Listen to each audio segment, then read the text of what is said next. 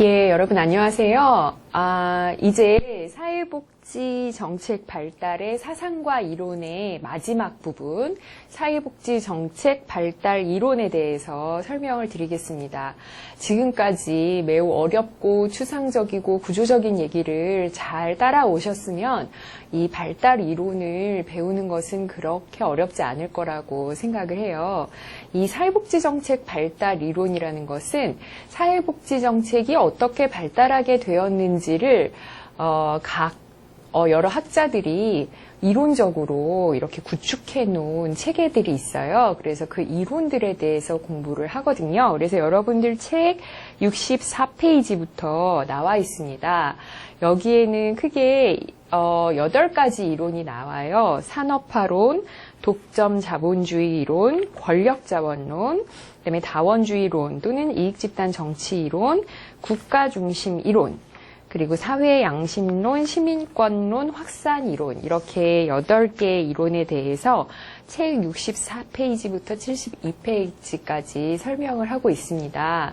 여러분들이 책을 읽으셔서 이해를 했으면 정말 다행이지만 이해하지 못하신 분들은 제 설명을 들으면서 다시 한번 이해를 높일 수 있도록 해주시길 바랍니다. 자, 먼저 산업화론에 대해서 설명을 드릴게요.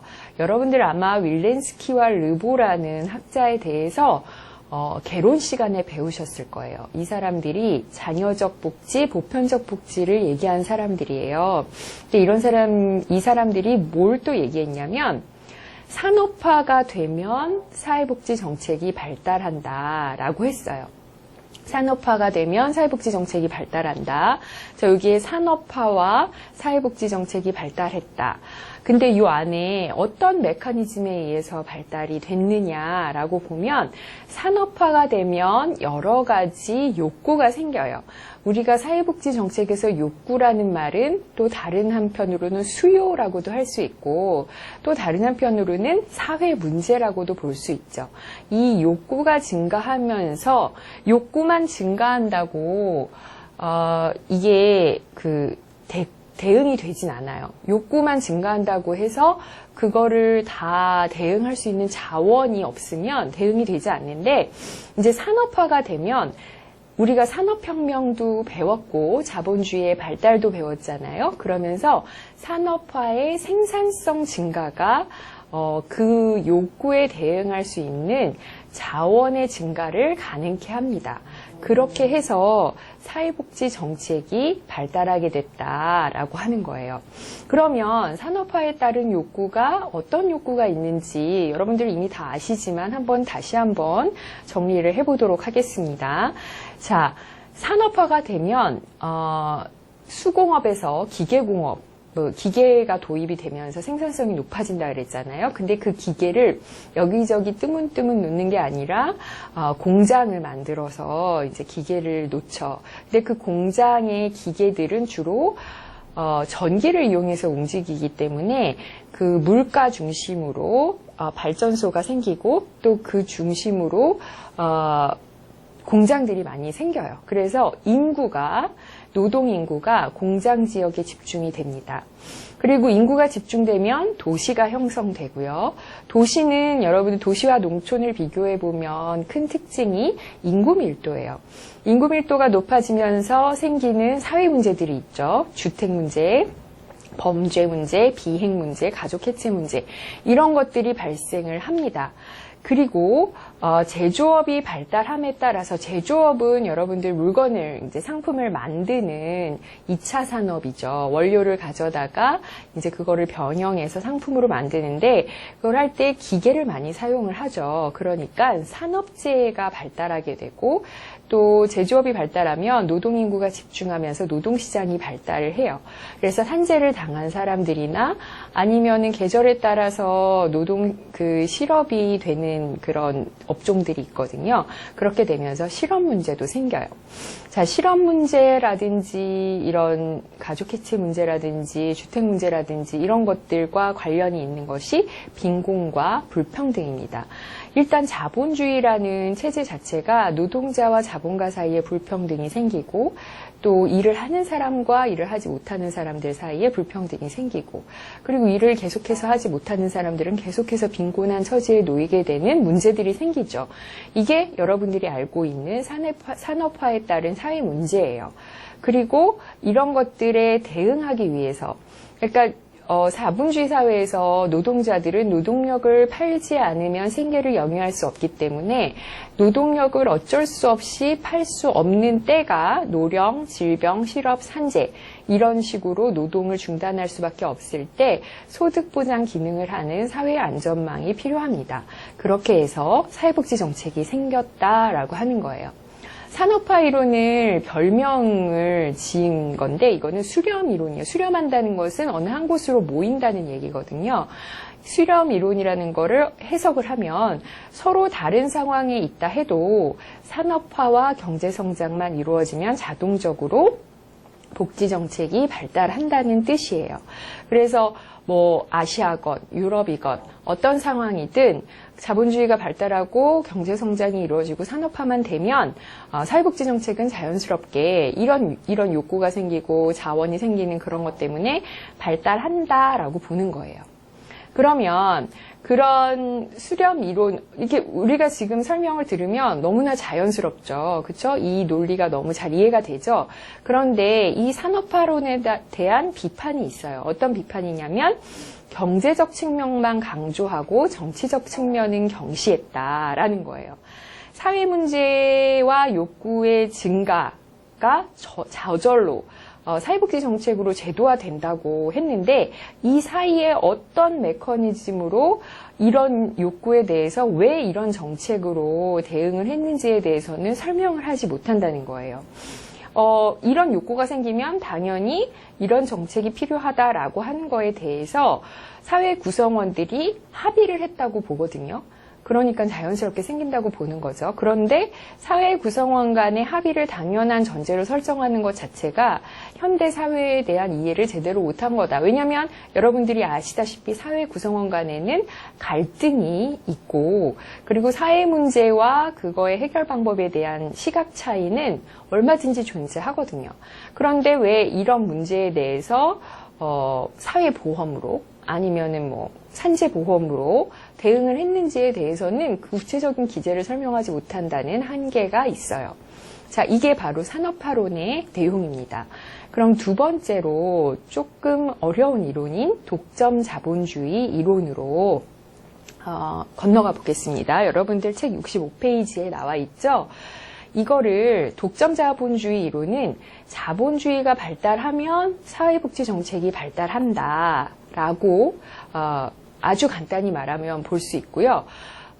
이거는 결국은 이제 계급 갈등과 국가가 어떤 역할을 하느냐에 대해서 설명함으로써 이래서 사회복지 정책이 발달한다라고 보는 거예요.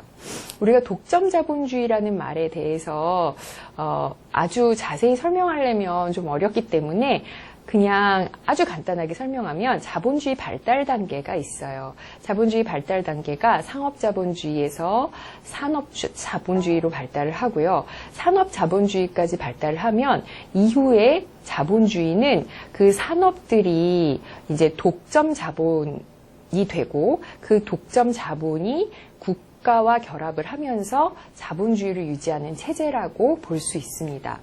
그래서 독점 자본주의 체제와 또 다르게 대비되는 게 경쟁적 자본주의 체제거든요. 그러니까 상업 자본주의나 산업 자본주의 때는 어떻게 보면 독점 자본주의가 아니라 경쟁적 자본주의 체제라고 볼 수 있는데 이때에는 산업 간의 경쟁 아니면은 공장 상품을 생산하는 생산자 간의 경쟁 이런 식으로 국가가 역할할 부분이 매우 소극적이었다는 거예요. 경쟁 자본주의 체제에서는. 근데 독점 자본주의 체제로 가면은 국가가 적극적으로 시장과 가족에 개입해야지만 이 독점 자본이 자본을 축적할 수 있는 상황이 돼요. 왜냐하면 독점 자본이 형성될 정도면 이미 산업화론에서도 빈곤과 불평등에 대해서 얘기를 했었어요. 그런데 독점 자본주의로 가면은 그 불평등이 엄청나게 심화가 돼서 빈부격차가 증가합니다. 이렇게 자본 축적이 지속되다 보면 대공황과 같은 경기 불황이 생겨요. 이거를 어려운 말로 자본 축적의 위기가 생긴다고 해요. 자, 여러분 대공황과 같은 경제 불황이 생기면 얼마나 경제가 불안정하겠어요. 그리고 빈부격차가 심해지기 때문에 자원을 갖지 못한 빈곤층이나 아니면 노동자층의 그 계급에 대한 갈등, 계급 갈등이 되게 심화가 된다는 거예요. 그렇게 되면 이제 계급 투쟁이 격렬해진다는 거죠. 빈부격차가 심해지고 불평등이 심화되면 대규모 시위나 폭동 같은 사회 갈등이 너무너무 많이 일어나요. 근데 이거를 무마시키기 위해서는 뭔가 이 빈족, 그러니까 갖지 못한 계층에게 뭔가 혜택을 주는 그런 정책들이 필요한데 그게 바로 사회복지 정책이라는 거죠. 그래서 국가가 자본가의 자본 축적을 가능하게 하기 위해, 정당화라는 말이 좀 어려울지 모르겠지만 자본가의 자본 축적이 지속적으로 가능하게 하려면 계속 자본 축적만 지원해서는 안 되고 자본을 갖지 못한 빈곤층이나 노동자 계층을 위한 정책을 해줘야지 이런 계급 투쟁이 격렬해지지 않는다는 거예요. 그래서 사회복지 정책을 수단으로 사용을 한다는 겁니다. 그래서 국가는 결국은 자본 축적을 지원하기도 해야 되고 정당화라는, 그러니까 사회복지 정책을 통한 정당화라는 두 가지 모순적인 기능을 해야 돼요. 그러니까 자본 축적을 계속 유지하려면 일단 자본주의 체제를 유지해야 되고, 자본주의 체제, 독점 자본주의 체제에서 자본에게 자본이 얻게 되는 이윤이 점점 더 커져요. 그래서 빈부격차가 더 많이 발생을 하거든요. 그런데 그 빈부격차로부터 야기되는 사회 갈등을 잠재울 수 있는 사회 안정 기능이 필요하기 때문에 그거를 위해서 여러 가지 사회복지 정책을 한다라는 거예요.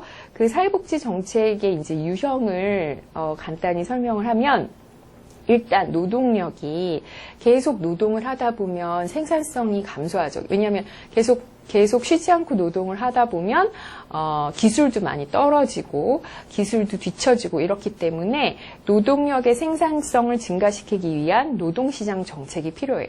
노동시장 정책은 주로 이제 고용 서비스를 말하는 건데, 직업 훈련도 시켜주고 취업도 알선해주고 또 노동 시장에서의 생산성을 계속 향상시킬 수 있는 건강 지원 정책도 해주고 이런 것들을 말하는 거예요.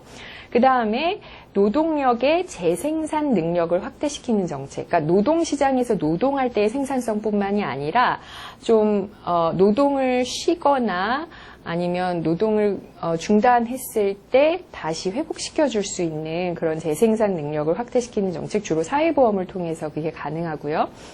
또 노동을 할 수 없는 인구들은 어떻겠어요? 더 많이 가난하겠죠, 노동자들보다. 그러니까 그 사람들이 사회에 대한 불만을 잠재울 수 있는 사회 갈등 유발 가능성을 낮추는 공공부조 정책이 필요하다는 겁니다. 그렇게 해서 독점 자본주의 이론은 결국은 자본주의가 발달하면서 독점 자본과 국가가 그 이해관계가 결합하면서 국가가 자본 축적 기능과 정당화 기능을 하기 위해서 사회복지 정책을 만들었다라고 하는 거예요. 자, 그러면 세 번째 이론은 뭐냐? 이거는 권력자원론이라는 것입니다. 보통 자원이라고 하면 경제적 자원을 생각하잖아요. 네, 경제적 자원을 생각하는데 이 앞에 권력이라는 말을 붙여서 권력자원론이라는 거예요. 그러면 뭘 갖고 권력자원이라고 하는지를 한번 볼까요? 일단 자본주의가 발달하면서 자본 축적도 되지만 이제 노동 인구가 많이 늘어나죠. 노동 인구가 늘어난다는 거는 노동자의 수가 증가한다는 거예요. 노동자의 수가 증가하면서 단순히 노동자가 많이 수적으로만 많아지는 게 아니라 이 사람들이 노동조합이라는 거를 형성을 합니다. 이 노동조합이 형성이 되면은 이 노동조합이 어느 정도 파워를 갖게 돼요. 예를 들면 임금 협상을 할 수 있다든지, 이 사람들이 이제 일단 노동조합을 만들 수 있는 것 자체가 노동권이거든요. 그래서 노동조합을 만들어서 임금 협상을 하고, 만약에 임금 협상이나 이런 단체 협상에서 뜻이 관철되지 않으면 단체 행동을 할 수도 있어요. 그게 권력이 되는 거예요. 그래서 노동자 계급이 정치 세력화가 되면서 이 사람들은, 노동자 계급은 아시다시피 재산이 없어요. 자본이 없지만 이 사람들도 파워를 갖게 되는 거죠. 어떤 파워? 권력 자원을 갖게 돼요. 정치적인 파워를 갖게 되는 거예요. 민주주의가 발달하면, 여러분 민주주의 하면 다수결, 이거 생각하시잖아요. 다수결의 논리가 이제 민주주의가 발달하면서 정착되면 노동자들이 자본가들보다 훨씬 수가 많거든요. 그러니까 이 다수결의 논리가 노동계급의 이익을 위해서 활용될 가능성이 커집니다. 아까도 얘기했지만 노동자 계급이 노동조합 같은 것으로 조직화가 되면 이게 더 나아가서 노동당, 뭐 이런 그 노동자를 대표하는 정당이 생길 수 있고요. 그 정당이 생기면 정당이 당연히 의회에 진출을 할 수 있습니다.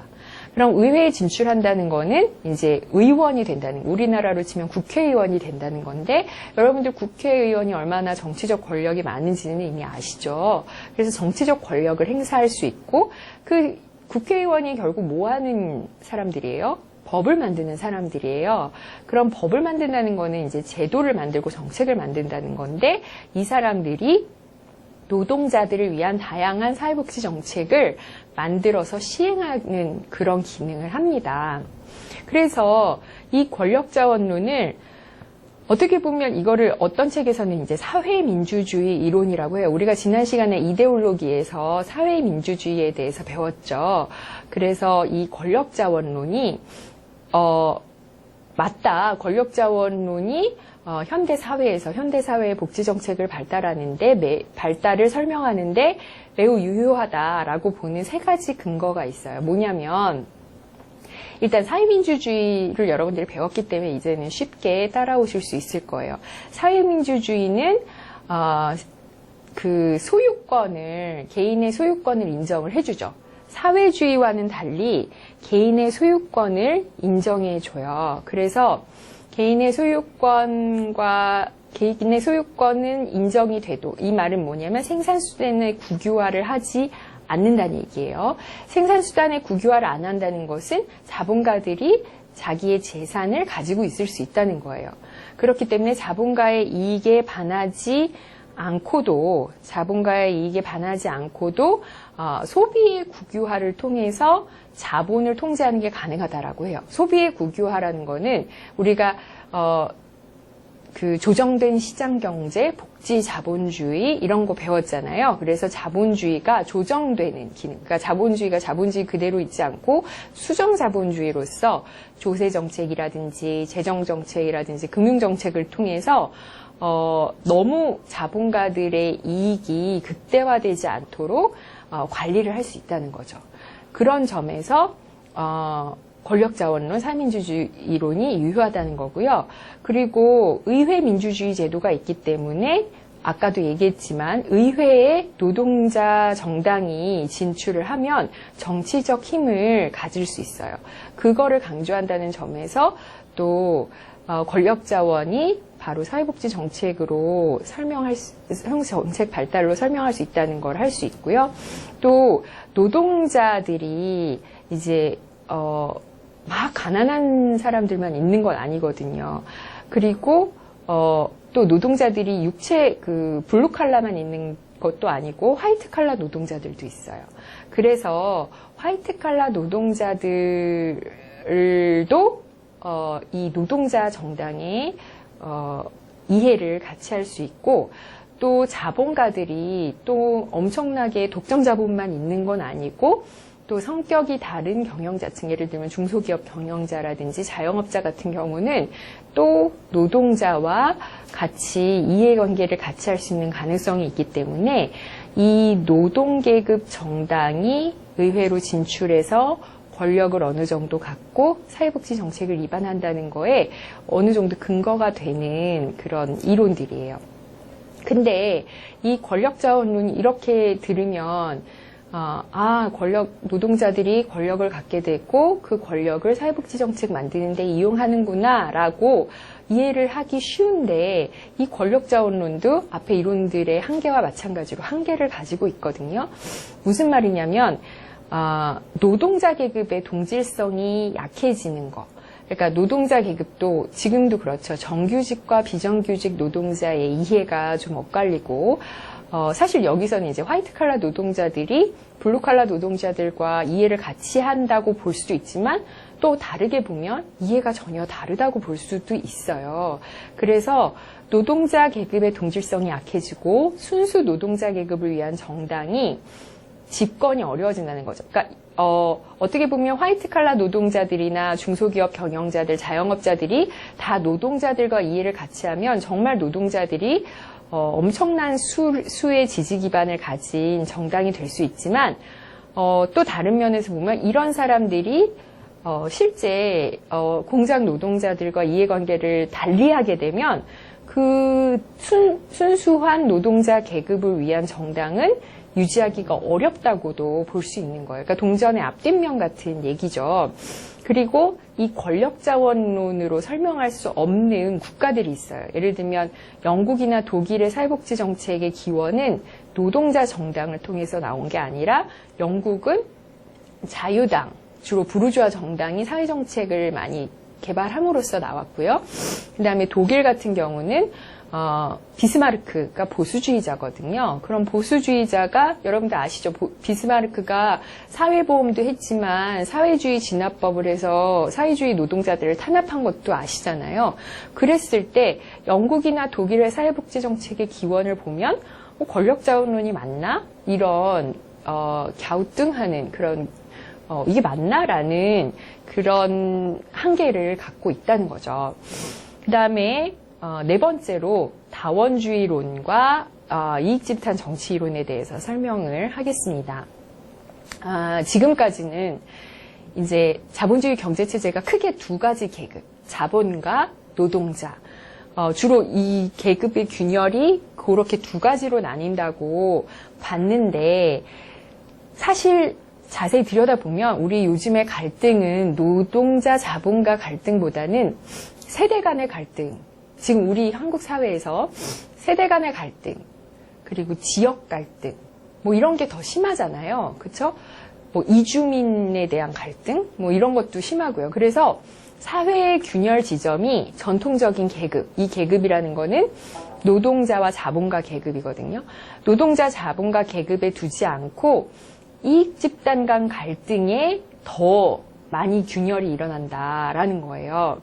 그래서 노동자, 자본가 이렇게 단순한 구분이 아니라 더 다양한 이익 집단 사이에 사회적 자원 분배를 둘러싼 경쟁이 치열해지면서 이익 집단들의 정치적 힘이 더 중요해졌다. 그러니까 노동자, 자본가의 힘보다 이익 집단들의 정치적 힘이 중요해져서 정치인들은 결국은 이익 집단의 요구를 수용해서 정책으로 발달한다. 예를 들어 어린이집 연합회 아니면 유치원 연합회 뭐 이런 식으로 뭐 의사협회, 변호사협회 이런 식으로 이익 집단들이 더 오히려 정치력을 발휘한다라는 거죠.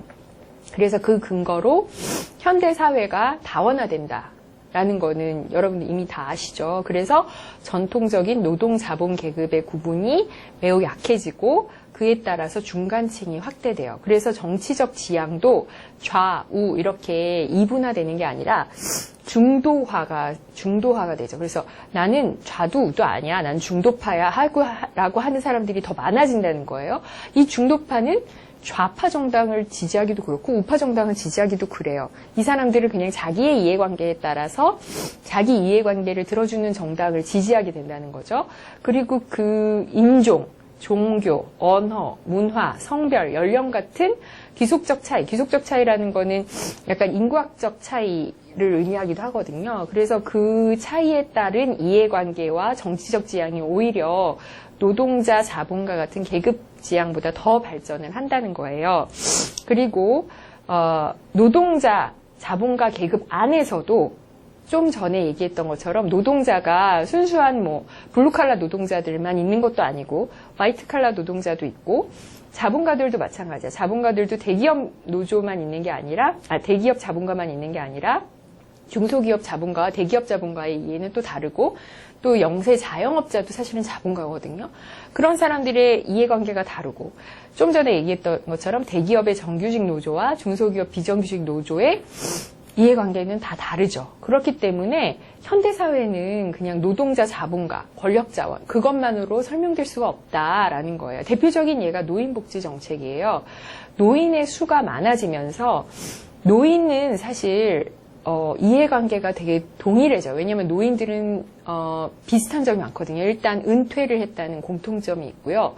건강이 계속 이제 노화에 따라서 나빠진다는 공통점들이 있어요. 그래서 노인의 이해관계는 점점 동질화가 되기 때문에 노인복지 정책에 대한 지지도가 매우 높아지죠. 기초연금이라든지 공적연금이라든지 장교양이라든지 이런 정책에 대한 지지도가 높아서 이런 정책에 대한 사회복지 지출이 큰 비중을 차지하고 있어요. 우리나라에서도 사회복지 지출에서 가장 많은 비중을 차지하는 정책이 공적연금 정책이에요. 그러니까 이 노인복지 정책은 사실은 노동가와 자본가 간의 노동자의 노동자 권력이 세지면서 생겼다고 보기보다는 노인의 이해관계가 반영된 정책이다라고 보는 경향이 있거든요. 그래서 이거는 그런 권력자원론 같은 노동자와 자본가 사이의 관계가 아니라 더 다원화된 집단들의 그걸 우리가 이익집단이라고 하는데 그런 이익집단의 이해관계를 반영한 정책들이 많아진다는 거예요. 근데 아까 그 권력자원론이 영국과 독일에는 적용되지 않는다고 하는 것처럼 이 다원주의론이 적용되지 않는 국가들이 있어요. 어떤 국가냐면 스칸디나비아 국가들이에요. 스칸디나비아 국가가 어디냐면 스웨덴, 노르웨이, 덴마크 같은 북유럽 국가들이고 이 국가들을 우리 너무나 상식적으로 알고 있다시피 가장 선진화된 복지국가들이에요. 이 복지국가들에서 복지 정책이 발달한 거는 사실은 권력자원론이 더 잘 설명해주고 있거든요. 이 다원주의론을 적용하기 어려운 국가가 있기 때문에 또 다원주의론도 한계가 있다는 것입니다. 자, 이어서 국가중심 이론에 대해서 설명을 할게요. 잠깐 쉬었다. 자, 계속해서 사회복지 정책 발달 이론, 국가중심 이론에 대해서 설명하겠습니다. 지금까지 배웠던 이론들 여러분 기억하세요? 산업화론, 독점 자본주의 이론, 권력자원론, 다원주의 이론 이런 것들이 공통점이 있어요. 뭐냐면 사회복지가 필요하다. 근데 그게 어떤 점에서 필요한지, 그러니까 예를 들면 산업화가 되면서 여러 가지 사회 문제가 생겨서 사회복지 정책이 필요하다. 그게 산업화론이죠. 그 다음에 두 번째는 독점 자본과 국가의 이해관계에 따라서 정당화 기능을 하기 위해서 그 정당화에 대한 수요가 있었기 때문에 사회복지 정책이 필요하다. 그게 독점 자본주의 이론이었어요. 세 번째가 권력자원론. 노동자가 정치 세력화하면서 노동자의 수요를 정책에 반영했다라고 해서 그것도 역시 수요에 대한 대응이라고 하고요. 다원주의 이론에서는 노동자의 수요가 아니라 더 다양한 사회 집단들, 노인이면 노인, 아니면 무슨 여러 가지 이익 집단, 아니면 외국인, 여성 이런 다양한 사회 집단의 요구를 사회복지 정책으로 발달시켰다라고 해서 네 가지가 모두 사회복지 정책의 수요 측면에서 사회복지 정책 발달을 설명한 거였어요. 그런데 국가 중심 이론은 사회복지의 공급, 사회복지를 주로 누가 정책을 하죠? 정부가 하죠. 정부를 조금 더 추상적인 용어로 국가라고 한다면 그 국가의 구조, 국가의 제도에 때문에 사회복지 정책이 생겼다고 보는 거예요. 그래서 이거를 사회복지 공급 측면에서 사회복지 정책의 발달을 설명했다라고 봅니다. 그래서 제가 지금 설명드린 것처럼 산업화에 따른 사회복지 수요, 그다음에 노동자 계급의 권력, 이익집단의 정치력, 자본가와 국가의 이해관계가 달라도 그런 게 조금씩 국가마다 달라도 다 공통적으로 할 수 있는 거는 국가가 복지를 하고자 하느냐, 국가가 복지 정책을 하고자 하느냐, 그거에 따라서 정책이 달라진다라는 거예요. 그래서 이 공급 측면, 그리고 국가의 구조적, 제도적 요인을 더 강조한 게 국가 중심 이론입니다. 그러니까 정책 내용을 형성할 때도 노인의 수요가 많으니까 노인 정책을 하자. 아니면 노동자들이 이런 요구를 하니까 그런 정책을 하자. 보다는 국가가 더 적극적으로 올해는 예산이 이 정도 되고 이런 문제에 대응하자라고 국가가 적극적인 역할을 한다고 강조하는 것이 국가 중심 이론입니다. 그렇기 때문에 정책의 내용도 중요하지만 정책의 형성 과정이 중요한데 이 정책 형성 과정에 대해서는 우리가 다음 시간에 배우게 돼요. 그래서 유사한 사회 문제가 발생한다고 해도 정책 형성 과정에 따라서 아젠다 설정이 달라지고 그 정책 형성 과정에서 적극적으로 개입하는 게 국가라는 거죠. 그래서 이 국가 중심 이론에서는 국가가 어떻게 하고자 하느냐에 따라서 사회복지 정책이 발달한다고 보는 것입니다. 이거가 어느 정도 이해가 되는 이유가 뭐냐면 사회복지 정책이 발달한 곳을 보면, 발달한 국가들을 보면 지방 분권적이기보다는 중앙 집권적이고, 그 다음에 노사 간의 노사 타협체의 조합주의라는 게 그거죠. 노동자와 자본 간의 타협 체제가 구축되고 거기에 국가가 조정자 국가의 역할을 되게 중시하는 거죠. 그런 데서 사회복지 정책이 발달이 됐다는 거예요. 분권적인 국가의 대표적인 예가 미국입니다. 미국은 50개 주가 있는데 그 50개 주마다 다 정부가 하고자 하는 정책들이 다 달라요. 그래서 물론 워싱턴 DC에 연방정부가 있긴 하지만 연방정부의 역할은 다른 국가에 비해서 매우 작아지는 거죠. 그래서 미국은 근데 우리가 복지정책 측면에서 봤을 때는 유럽 국가보다 복지정책이 발달하지 않았다고 보거든요. 그래서 오히려 스웨덴 같이 중앙 집권화된 정부에서 사회복지 정책이 발달한 걸로 봤을 때 국가 중심 이론이 맞을 수 있겠다라고 보는 것이고요. 그다음에 사회복지 정책을 담당하는 정부 부처는 사실 모든 부처가 그래요. 자기 부처의 예산을 확보하고 자기 부처의 사업을 눌리기 위해서 계획을 세워요. 여러분 공무원들이 일하기 싫어한다고 생각하시겠지만 아니에요. 공무원들이 자기 부처 사업을 더 많이 확보하고 그 예산을 확보하기 위해서 엄청 노력을 하거든요.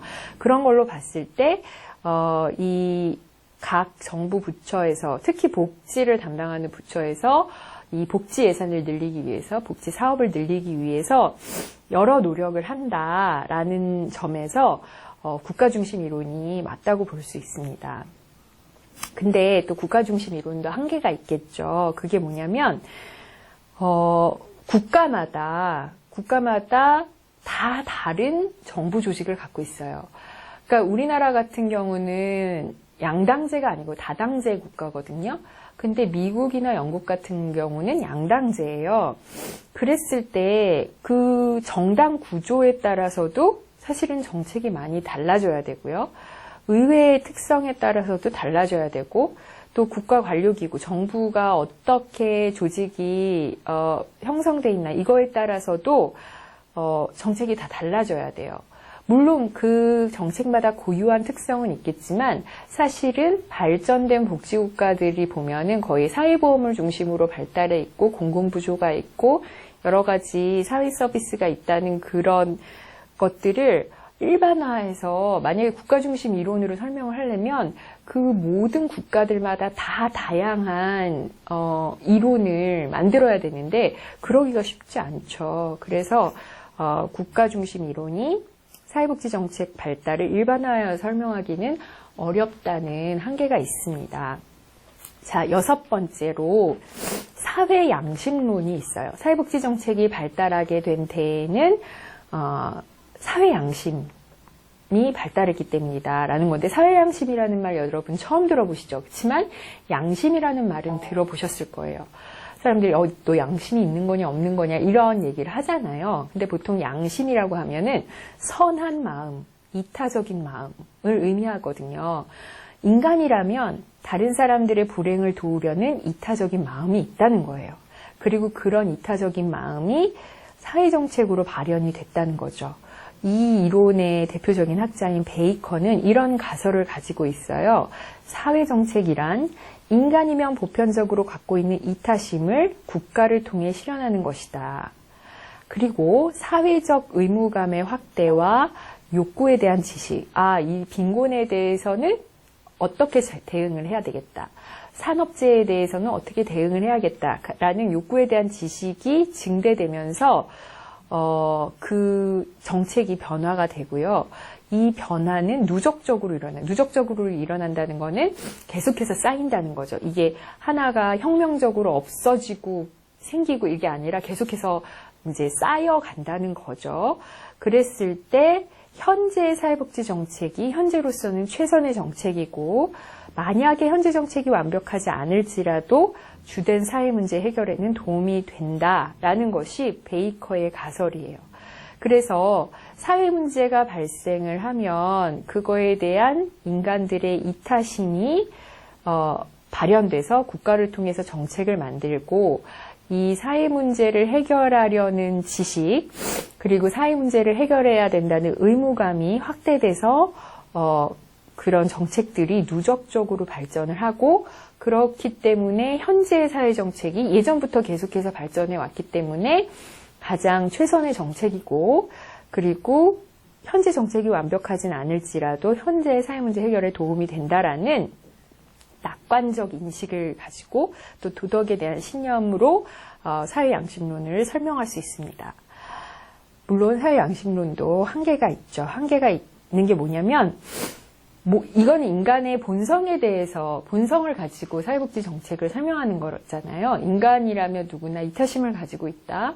그리고 이타심이 사회적으로 발현된 것이다 라고 한다면, 어느 나라에서나 인간이 사는 나라면 다 비슷비슷한 사회복지 정책이 발달해야 된다는 얘기예요. 그런데 국가마다 사회복지 정책이 조금씩 다르죠. 그래서 이타심이 인간의 보편적인 특징이라면 사회복지 정책은 모든 국가에서 다 유사하게 나타나야 되는데 그렇지 않다는 거예요. 그리고 이렇게 낙관적으로만 볼 게 아니다. 사회복지 정책이 항상 선한 의도에서 실현되지는 않을 수 있고, 오히려 국가가 아까 그 독점 자본주의 이론에서 봤던 것처럼 국가가 사회의 그 불안 세력을 잠재우기 위해서 정당화 기능을 수행하기 위해서 사회복지 정책을 한다고도 볼 수 있거든요. 그래서 오히려 선한 의도에서 발현되는 게 아니라 국가가 사회 통제의 의도를 가지고 정책을 만들 수도 있기 때문에 사회 양심론도 한계가 있다고 보는 것입니다. 자, 7번째 이론을 볼까요? 7번째 이론은 시민권론입니다. 시민권이라는 말은 여러분들 많이 들어보셨을 거예요. 이 마샬이라는 학자가 시민권의 발달 단계를 이제 설정을 했고, 그걸로부터 사회복지 정책의 발달을 설명합니다. 시민권이 단계적으로 발달을 했는데 처음에 시민혁명을 통해서 시민권이라는 게 생겼어요. 이거를 우리가 공민권이라고도 하고요. 공자를 써서 공민권이라고도 하고, 여기서는 이제 자유권이라고 봤는데, 이 신분사회에서 시민사회로 넘어오면서 법 앞에서 만민이 평등하다. 이거 프랑스 혁명의 그 표어거든요. 법 앞에서 만민이 평등하다, 만민이 자유롭다라는 측면에서 모든 사람들이 법 앞에 평등하다라는, 모든 사람들이 다 시민으로서의 권리를 갖는다라는 자유를 강조한 측면, 신분제의 억압에서 시민사회의 자유로 그 변한 그 측면을 가리키는 거고요. 근데 자유권이 있다고 해서 모든 사람들이 다 투표권을 가진 건 아니었거든요. 그래서 18세기라는 거는 1700년대잖아요. 1700년대에 여러분들 상식적으로 아는 것처럼 프랑스 혁명이 일어났고요. 그 프랑스 혁명 이후에 지속적으로 정치제도가 발달을 하면서 의회제도가 발달하고, 그리고 차티스트 운동이 일어났어요. 차티스트 운동이라는 거는 노동자의 참정권 보장을 요구하는 운동이었거든요. 그래서 예전에는, 그러니까 자유권은 확보가 됐을지 모르겠지만 그거는 사실 부르주아 계층에게 되게 국한된 거였고, 노동자들에게는 투표권이나 정치 참여권이 없었던 거예요. 그래서 정치적인 참여를 할 수 있는 그런 정치권이 발달되기 시작합니다. 그래서 시민권이 발달 단계가 자유권에서 정치권으로 불과 1세기 만에 변했는데, 여기서 더 나아가서 시민들이 제대로 시민으로서의 권리를 누리고 살려면 20세기 이후에는 사회의 일반적인 생활 양식을 누릴 수 있는 최소한의 경제적, 사회적 복지를 누릴 권리까지는 확보가 돼야지 시민으로서 제대로 권리를 누리면서 살 수 있다는 거예요. 그래서 이거를 사회권이라고 받고, 다른 말로 복지권이라고도 할 수 있는 게, 왜냐하면 이런 경제적, 사회적 복지, 최소한의 생활 수준, 이런 것들이 사회복지 정책 발달에 의해서 뒷받침이 되거든요. 그래서 이 사회권에 대한 개념이 더 부각이 되면서 사회권을 사람들이 요구하기 시작하면서 사회복지 정책이 발달했다라고 보는 거예요. 이 시민권론도 한계가 있는데, 여기에 이 시민권이라는 개념에 너무나 많은 것을 포함시키려고 했다는 비판을 받고 있고요. 그리고 사실 여기 안에 모든 거를 다 넣기보다는 사실은 시민권의 세 가지 형태보다 더 다양한 형태를 취할 가능성이 있거든요. 그리고 이게 마샬이란 사람 자체가 영국 사람이었고, 그렇기 때문에 영미권 국가 중심적이고, 여기에는 사실 19세기에 정치권이 발달했다고 하는데 여성의 참정권은 20세기나 돼야지 보장이 되거든요. 여성의 투표권은. 그런 측면에서 젠더 측면이나 사실은 흑인의 투표권도 20세기가 되어야만 보장이 돼요. 근데 여기서 정치권으로 발달했다라고 하는 거는 순전히 백인 노동자들에 대한, 영국과 미국에서 보면 그렇기 때문에 젠더와 인종의 차원을 간과했다라고 보는 한계가 있습니다. 자, 그럼 마지막으로 확산 이론에 대해서 설명을 할게요. 확산 이론은 이제까지 설명한 어떤 이론보다도 쉽습니다. 뭐냐면 확산됐다는 거예요. 그야말로 개인 간에, 집단 간에, 더 나아가서는 국가 간에, 사회체제 간에 혁신이, 내가 뭔가를, 이런 거죠. 내가 어떤 거를 배우기 시작했어요. 그럼 내 친구가 그거 좋아 보이네 그러고 배우기 시작한다는 거예요. 또 우리 학과가 무슨 좋은 사업을 시작했어요. 그럼 옆에 학과에서 그거 좋아 보이네 하고 시작한다는 거예요. 그런 것처럼 개인과 집단과 사회체제 수준에서 혁신이 확산되고 그게 이제 커뮤니케이션 과정을 거친다는 거죠. 그래서 그 과정을 설명하는 이론으로 확산 이론이라고 볼 수 있습니다.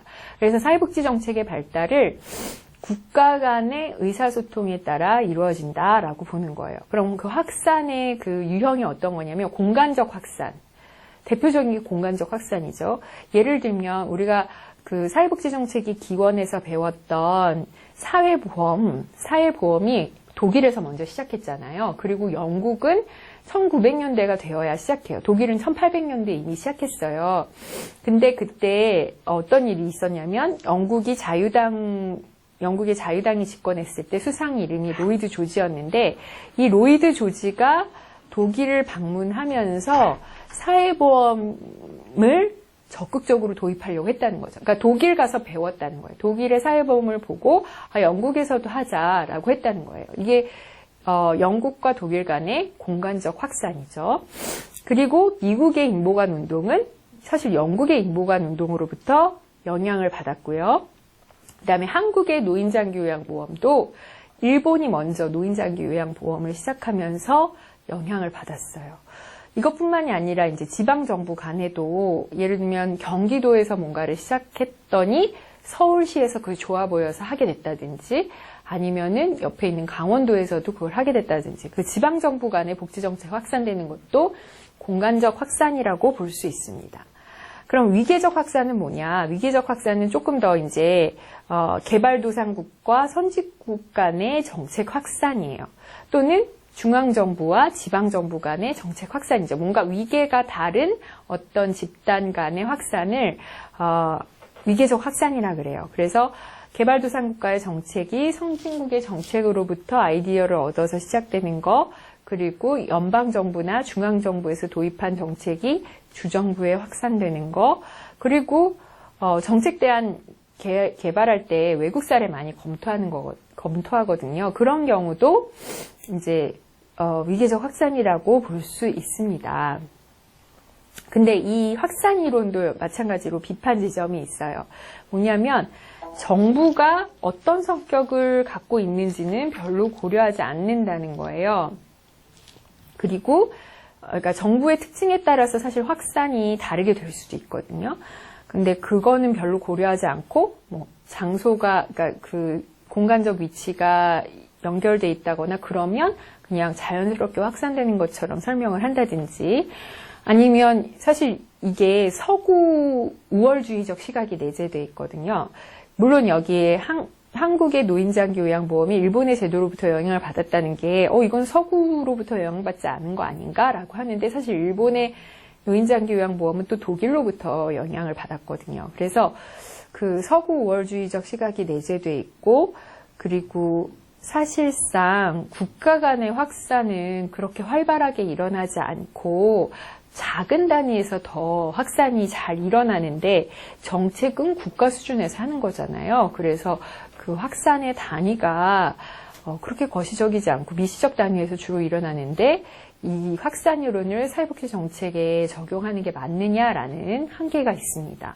자, 여기까지 사회복지 정책의 발달 이론에 대해서 설명했습니다.